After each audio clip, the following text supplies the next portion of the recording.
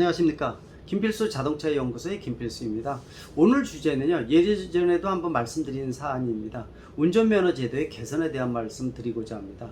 이 대한민국의 운전면허 제도의 낙후성, 후진성은 아무리 강조해도 지나치지 않습니다. 우리가 쉽게 취득하고 있죠. 쉽게 취득하는 이유 중에 가장 큰 거는 내일 당장 운전을 하기 위한 목적이 아니라 자격증이라는 생각을 가지기 때문에 쉽게 취득하는 것 자체를 좋아하는 이런 특성을 가지고 있습니다. 그러다 보니까 정부에서도 이걸 강화를 하지 않고요, 그냥 놔두고 있다고 볼 수 있는 것은 분명히 밤잉이라고 볼 수가 있습니다.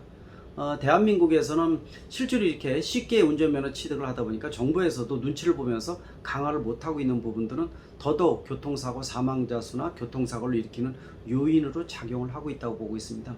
이 담당 부서인 경찰청에서는 실제로 초보 운전자의 사망자 수라든지 또 실제로 이것으로 인해서 사고가 발생한다는 객관적인 증거가 없다는 핑계를 잡으면서 강화를 시키지 않고 있습니다. 그러나 아시겠지만은 초보 운전자의 교통사고도 상당히 좀 많이 있고요. 실질적으로 이 초보 운전자가 제대로 운전면허를 취득을 하지 못하다 보니까 교육을 제대로 못 받았고, 그러다 보니까 비상사고라든지 또 2차 조치에 대한 부분들을 제대로 못하는 부분들, 그것으로 인해서 이게 녹아 있어서 생기는 교통사고가 상당히 많다고 볼 수가 있거든요. 상대적으로 선진국에서는 왜 운전면허 제도를 더 강화를 하고 있는지, 왜 그럼에도 불구하고 대한민국은 13시간, 이론적으로 하루 반이면 운전면허 취득할 수 있는 이런 국가에 머물러 있는지에 대해서는 좀 더 각성을 하고요, 반성을 하고 제도 개선이 필요하지 않나 분명히 말씀드릴 수가 있습니다. 10여 년 전에 MB 때, 이명박 대통령 때 대국민 간담회를 통해서 운전면허 제도 간소화를 발표했습니다. 간소화를 발표하자마자 50시간이 넘던 교육시간이 11시간으로 줄어들었습니다.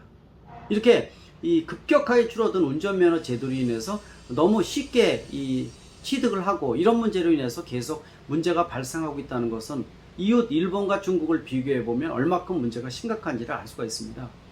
일본이나 중국 같은 경우에는 지금 더 강화가 돼서 거의 60시간으로 강화되어 있습니다. 당시 10여 년 전만 하더라도요, 대한민국도 일본, 중국과 비슷한 50여 시간의 운전면허 취득 시간을 가지고 있었어요. 그러니까 기초교육에 대해서 굉장히 어느 정도 강화를 했었다, 이렇게 보고 있죠. 대한민국은 11시간으로 줄어들었고요. 그 이후에 3, 4년 이후에 너무 낙후된 문제로 인해서 문제가 불거지자 필기시험 문제를 700문제에서 1000문제로 좀 강화를 하고요. 또 기초교육에 대한 부분들을 2시간 늘려서 13시간으로 늘렸습니다. 그러나 2시간 늘린다고 해서 운전면허 제도, 또 운전 습득, 안전운전에 대한 것들이 늘어나는 건 아니겠죠. 반대로 일본이나 중국은요, 굉장히 강화가 되면서 일본은 2주 이상의 합숙 훈련을 통해서 면허를 취득할 정도로 상당히 어렵고요. 또 중국은 거의 6개월이 될 정도로 비용도 많이 들어가지만 취득하기가 상당히 높습니다. 중국하고 비교하는 것은 상당히 자존심 상하는 부분들 여러분들 아실 겁니다.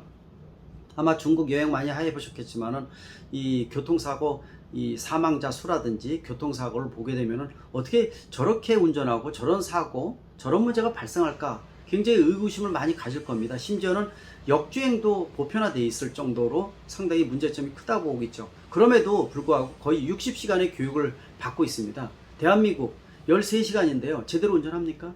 전진만 할 줄 알지 후진이나 주차도 못합니다. 능력이 안 되죠.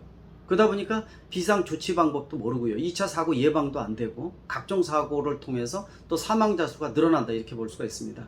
물론 경찰청에서는 이거에 대해서 반론을 필 수도 있어요. 최근에 대한민국이 거의 5,000명 정도의 연간 사망자 수를 기록하다가 계속 줄어들면서 작년에 2020년에 3,180명인가요? 굉장히 많이 줄어들었죠. 그래서 올 2021년에 올해 말에는 예를 들어서 2,000명대까지 들어온다, 이런 얘기를 많이 하고 있죠. 많이 줄어든 건 사실입니다. 근데 줄어든 이유가 무엇이냐? 윤창호법 같이 음주운전 강화라든지 어린이 보호구역에서 가중처벌 조항의 강화라든지 이런 걸 통해서 법적 제도적으로 벌칙 조항을 강화를 했다는 거, 이 부분들이 굉장히 중요한 역할을 했다고 볼 수가 있습니다.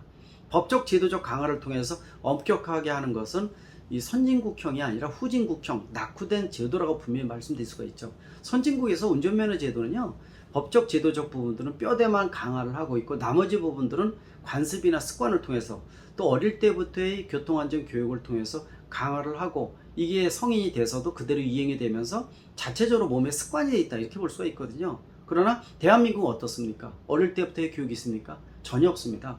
오직 벌칙 조항만 강화를 하고 있고, 또 이런 것들도 그 형평성이 안 맞는다고 논란도 굉장히 많죠. 또 최근에 들어와서 전국에 5030 정책을 피면서 간선도로는 50km, 이면도로는 시속 30km 미만으로 낮췄다는 거, 이 부분들도 속도 늦추게 되면 당연히 사망자 수, 교통사고 수도 줄어들 수밖에 없습니다. 논리, 저도 정부 자문해준 입장에서 5030 정책은 의미가 분명히 있지만은요, 흐름을 잘 타야 된다는 거죠. 지능형 교통 시스템을 통해서 내가 운전할 때 앞에 있는 신호등이 자동적으로 녹색으로 바뀌어서 정지 않고 계속 통과시킬 수 있는 이런 이 지능형 교통 시스템을 활용한다든지, 또 실질적으로 차선이 넓고 중앙 분리대가 있고 실질적으로 보행자가 거의 없는 잘된 도로 같은 데는 지방경찰청장이 60이나 70km로 늘려도 됩니다. 근데 획일적으로 지금 하고 있다 보니까 문제가 다 커지고 있다는 거 여러분들도 아마 아실 겁니다. 속도 늦추면 당연히 사고 줄어들죠. 이런 식의 논리를 피면은요, 걸어다니는 게 낫죠. 사망자 전혀 발생하지 않을 겁니다. 이런 후진국형 제도는 우리가 좀 바꿔야 되지 않나 이렇게 보고 있습니다. 대한민국 운전면허 제도 그동안에 굉장히 불협화음 많았습니다. 중국에서 연간 국내에서 단기 관광 비자로 관광을 해서 운전면허까지 취득해두는 면허 취득자가 연간 5,000명이 넘었었죠. 사드 이후에 중국 관광객이 급감했음에도 불구하고 상당 기간 동안 5,000명은 줄어들지 않았습니다. 즉 중국의 어려운 운전면허 제도를 어떻게 보면 이 대한민국 면허를 악용했다고 볼 수도 있죠. 쉽게 국내에서 운전면허를 취득해 가면 중국에서 필기시험만 보면 중국 면허로 돌려주는 게 소문이 나다 보니까 일주일짜리 단기 관광 비자로 와서 3일은 놀고 3일은 운전면허를 취득하는, 심지어는 중국 면허 시험을 볼 때 중국어로 바꿔준다든지, 어떻게 보면 수입원을 면허를 가지고 하는 웃지 못한, 어떻게 보면 이런 국가가 어디 있겠습니까? 이런 것들을 너무 쉽게 운전면허를 취득하는 거 분명히 문제가 있습니다. 젊은 층들은 이런 부분에 대해서 반발할 수도 있어요. 면허제도 쉬우면 쉽게 따고 좋지 않느냐. 그러나 운전면허제도는 다른 사람의 생명을 담보로 해주는 살인면허증입니다. 제가 중국, 일본만 비교해서 그렇지 이웃 다른 선진국들 한번 비교해 볼까요? 호주 몇 년 걸립니까? 2년 걸립니다. 독일 3년 걸립니다. 북유럽 굉장히 까다롭죠. 특히 빙판길에서 눈이 많이 오고 또 겨울이 길다 보니까 얼어 있는 구간도 많아서 빙판길에서의 조치 방법, 비상 조치 방법, 별의별 운전면허를 다 받습니다. 그러다 보니까 면허 취득자까지 굉장히 오래돼 있고요. 독일 같은 데서는 렌트할 때 차종의 크기라든지 배기량이라든지 나이에 따라서 이런 걸 규제를 해서 완전한 정식 면허가 되기까지는 렌트할 때 조건이 굉장히 까다롭다는 겁니다. 대한민국 어떻습니까? 형식적이지 않습니까? 각종 문제가 유발된다는 거 여러분들도 아실 겁니다. 이제는 좀 바뀌어야 된다는 것이죠. 경찰청에서도 단순하게 초보 운전자 실제로 사고 건수 없다, 또 뭐 실제로 이 부분에 대해서 드러나지 않는데 왜 그러느냐, 그러면서도 뭐 국제 운전면허를 뭐 개선해서 뭐 1년짜리를 좀 훨씬 더 개선한다든지, 또 예를 들어서 면허증이 한쪽 면을 영어로 해가지고 뭐 개선한다든지, 이런 거 다 좋죠. 근데 표면적으로죠, 운전면허를 취득하는 것 자체가 제도적으로 문제가 있는데도 불구하고 그 이후에를 개선한다는 것은 앞뒤가 안 맞는 이런 논리라고 볼 수가 있습니다. 아마 대한민국의 운전면허 실태가 선진국에서 알면은 국제 운전면허에서 대한민국 면허를 인정 안 하는 국가가 상당히 많을 것으로 보고 있습니다. 저 같은 경우에는 자동차나 교통 등 중앙정부나 경찰청을 비롯해서 제도 개선, 또 선진국형으로 안착하는데 많은 노력을 하고 있고요. 칼럼이나 방송을 통해서도 많이 얘기를 해주고 있는데요. 운전면허제도 상당히 심각합니다.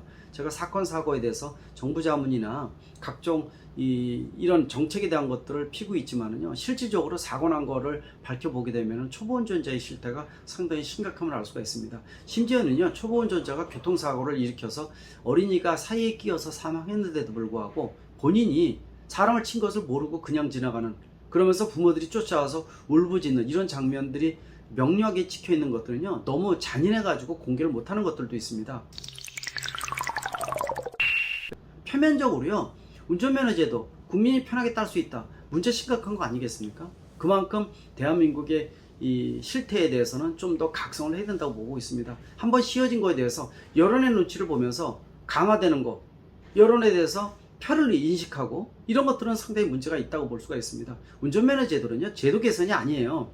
다른 사람의 생명을 담보로 한다는 측면에서 제도 개혁이 아니라 강화를 하면 할수록 한 명 한 명을 더 구할 수 있다는 생각을 가져야 됩니다. 왜 선진국에서 운전면허 제도를 강화를 하고 있는지 인식 제고가 지금 필요한 시점이 아닌가 보고 있습니다. 제가 이런 부분에 대해서는 수백 번, 수천 번 칼럼, 방송을 통해서 또 정부에다가 기회가 되면 굉장히 많이 얘기했음에도 불구하고 전혀 개선이 이루어지고 있지 않다는 거 상당히 문제점이 큽니다.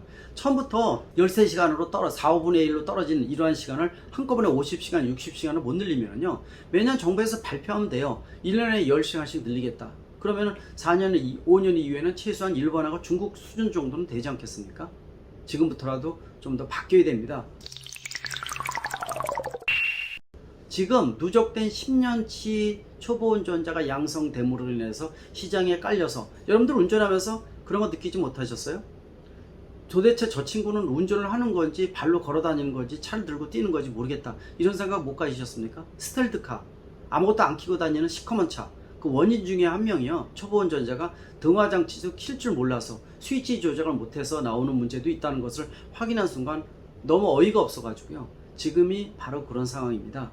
여러분들이 앞으로 이런 누적된 초보 운전자가 제대로 된 교육을 못 받아서 길거리를 움직이고 있다는 거 여러분들이 인지를 하고요. 또 정부에다 각성도 촉구를 해야 됩니다. 또 정부 담당자가 좀 더 제도 개선을 위해서 선진국형, 좀 후진국을 벗어날 수 있는 이런 제도 개선이 꼭 필요한 시점이 아닌가 이렇게 보고 있습니다. 고맙습니다.